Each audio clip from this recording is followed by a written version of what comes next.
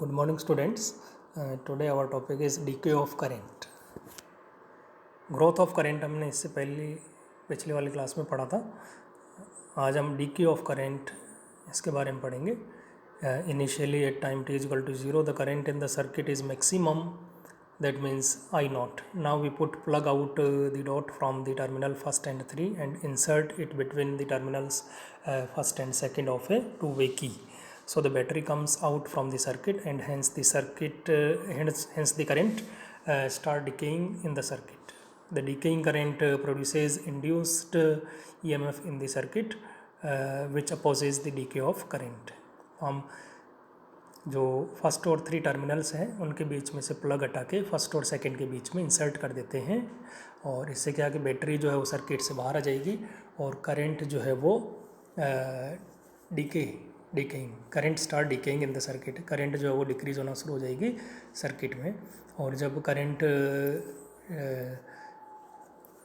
Decrease होगी तो इससे क्या होगा कि एक इंड्यूस्ड ईएमएफ जनरेट होगा जो कि इस करंट का जो डिक्रीज़ हो रहा है उसको अपोज करेगा. और इसके लिए सर्किट डायग्राम में रिप्रेजेंट किया है इसमें. Now I be the amount of current at any instant and at any instant time t and D by D T be the rate of decay of current. यहाँ I क्या है, amount of current है at any instant t, किसी time t पर जो है वो current की वैल्यू है.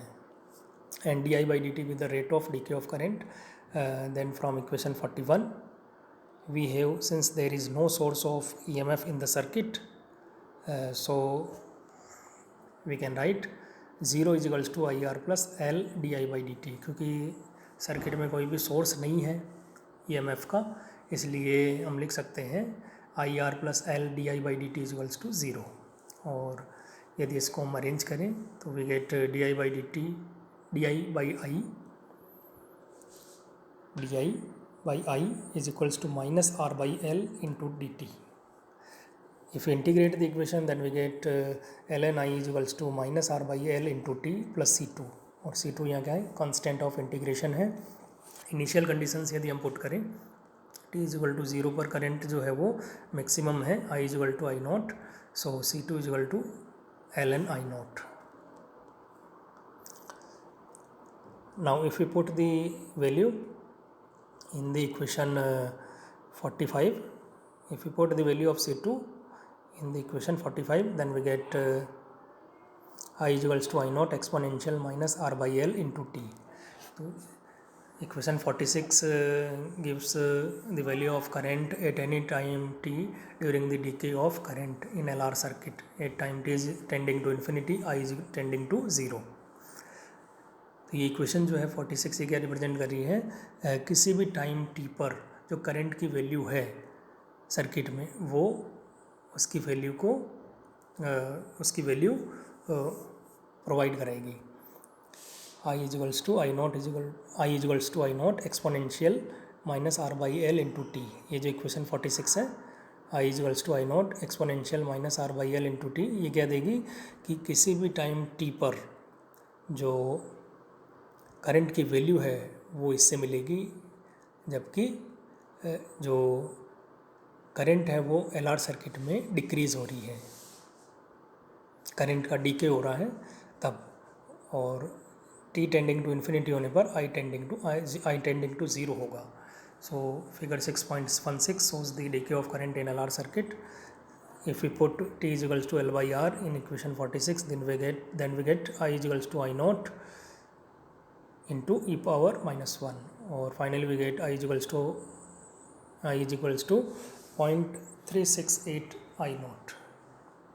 So the inductive time constant is also defined as the time after which the current becomes 36.8% of its maximum value during the decaying process. तो ये वो टाइम है जिसके बाद में जो है सर्किट में जो करंट है वो कितनी हो जाएगी, 36.8% रह जाएगी maximum value of the current की, जब डिकेइंग प्रोसेस हो रहा होगा. Equation 46 shows the current will take infinite time to attain its minimum value, that is 0. but practically after time 5L by R current becomes minimum. तो ये इसमें ये represent किया है कि जो करंट है वो टाइम के साथ जो है डिक्रीज़ होगी, और इसकी जो मिनिमम वैल्यू है, मिनिमम वैल्यू वो 5L by R टाइम पर मिलती है। करंट की जो मिनिमम वैल्यू होगी वो 5L by R टाइम पर मिलेगी।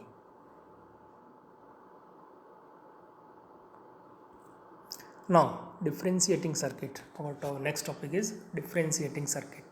Those circuits in which output voltage is proportional to the differential of the input voltage are known as differentiating circuits.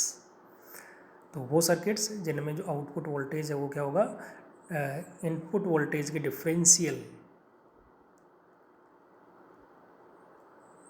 Output जो वोल्टेज है वो इनपुट वोल्टेज के डिफरेंशियल के directly proportional होगा।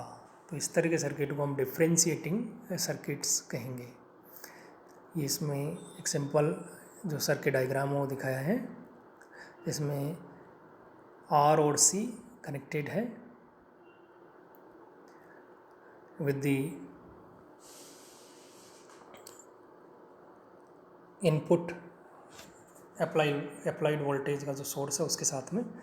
Now if EI is the input applied voltage and E0 is the output voltage, then according to the definition, E0 directly proportional to dEI by dt, dEI by dt, and E0 is equals to K into dEI by dt, and here K is proportionality constant. A normal differentiating circuit is shown in figure 6.22, which contains only a resistance R and a capacitor C. The differentiating circuit is always designed such that the capacitive reactance XC is very much large in comparison to the resistance R of the circuit. तो ये जो है XC जो है वो R की comparison में बहुत ज़्यादा होती है। XC is greater than R. So 1/2 pi FC is greater than R, और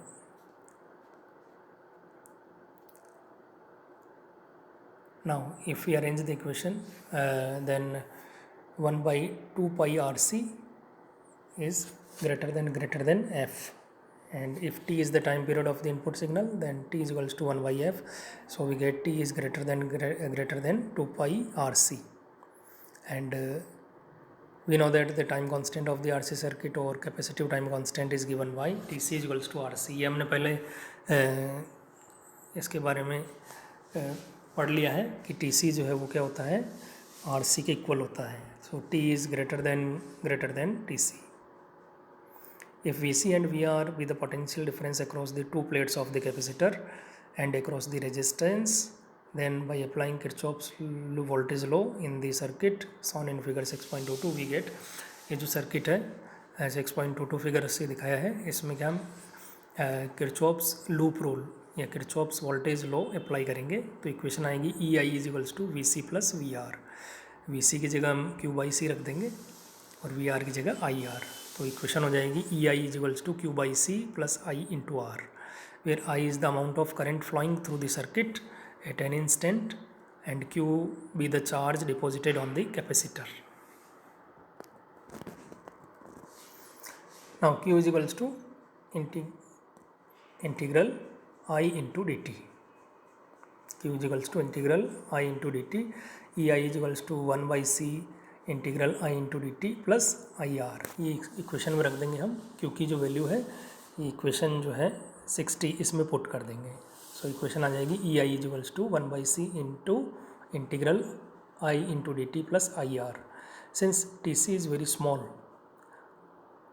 if TC is very small, then potential drop across the resistance ER is less than EC. So in this condition we get EI is equals to 1/C integral I into dt, or I is equals to C into dEI by dt. Since here we are getting output signal across the resistance, and therefore ER is equals to E0 is equals to IR. So we get E naught is equals to RC into dEI by dt, and here RC is equals to constant for a given circuit. RC is equals to constant, and hence we get E naught is directly proportional to dEI by dt. And it is clear from the equation 64 that the given RC circuit works as a linear differential circuit, and generally we adjust T is equals to 10 TC is equals to 10 RC. तो इससे ये prove हो गया कि जो output जो voltage है वो क्या है, इनपुट वोल्टेज के differential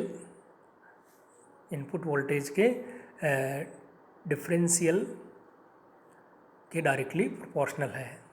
output voltage is proportional to the differential of the input voltage.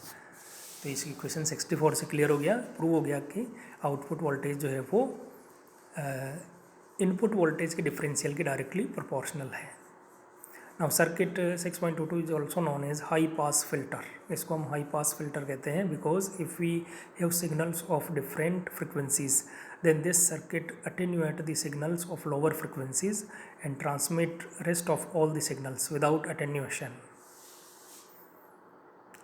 The frequency response curve for the high pass filter is shown in figure 6.23. Figure 6.23a shows the frequency response for an ideal high pass filter, whereas 6.23b is for a practical high pass filter. ये जो दो figure दिखाए हैं, ये first जो figure है वो क्या है, फ्रिक्वेंसी रेस्पॉन्स है और आइडियल हाई पास फिल्टर के लिए, और दूसरा जो है वो क्या है, frequency response of a practical high pass filter के लिए है.